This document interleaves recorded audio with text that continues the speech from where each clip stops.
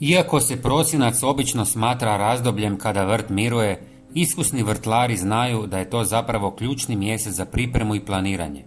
Umjesto čekanja proljeća, sada je savršeno vrijeme za sjetvu otpornih kultura. Tako se sezona produljuje, a obitelj tijekom cijele godine može imati svježe i zdrave namirnice.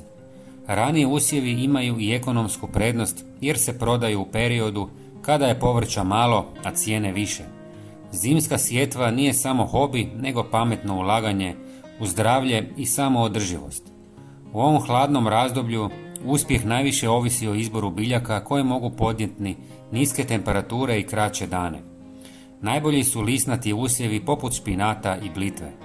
Oni dobro podnose zimu i uz zaštitu preživljavaju i na otvorenom. Špinat je posebno tražen jer je izvor vitamina u mjesecima kada je svježeg povrća malo. Salata je također odlična opcija. Crvene sorte imaju jači i blago gorkast okus, dok su zelene nježnije i slađe. Za one koji vole jače arome, tu su rikola i gorušica. Korijenasto povrće, poput mrkve, cikle i rotkvica, sije se sada kako bi čim prije započelo vegetaciju u proljeće. To znači raniju berbu nego kod proljetne sjetve. U blagom mediteranskom području grašak i bob posijani u prosincu mogu dati plod već prije maja. Na kontinentu se lukovice za rani mladi luk sade u zaštićene, negrijane prostore gdje dobro napreduju. No sjetva je samo dio posla.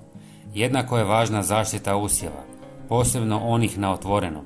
Malčirane je ključna mjera u zimskim mjesecima. Debeli sloj slame, lišća ili agrotekstila čuva tlo, sprječava smrzavanje korijenja i štiti mlade biljke. Važno je da sloj ne bude predebeo kako biljke ne bi imale problema s nicanjem. Prije malčiranja preporučuje se dodati organsko gnojivo poput humusa ili komposta. Tako se tlo obogaćuje i osigurava energiju za proljetni rast. Dobra priprema tla, plodored i kvalitetna struktura zemlje izravno utiču na to koliko će biljke biti uspješne. Vrtlare koji imaju staklenike ili niske tunele čeka još više mogućnosti. U zaštićenom prostoru moguće je započeti uzgoj većine presadnica mnogo ranije. To štedi vrijeme i smanjuje rizik od oštećenja uzrokovanog naglim promjenama vremena. Čak i mali staklenik može održavati lisnato i korijenasto povrće tijekom cijele zime. Presadnice se siju ranije, a nakon sadnje na otvoreno može se koristiti agril kao privremena zaštita dok se biljke ne ukorijenju. Prosinac je važan i za cvjetnjak i voćnjak. U cvjetnjaku treba završiti sadnju lukovica proljetnica kao što su tulipani, narcisi, zumbuli i šafrani. Ove biljke zahtijevaju period hladnoće u tlu kako bi pravilno razvile cvjetne pupove.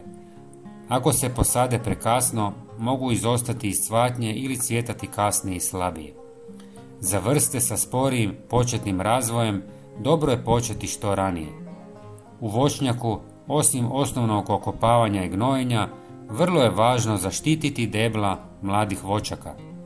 Zimsko sunce i nagle promjene temperature mogu uzrokovati pucanje kore. Zato se debla premažu vapnom ili zaštite mrežicama.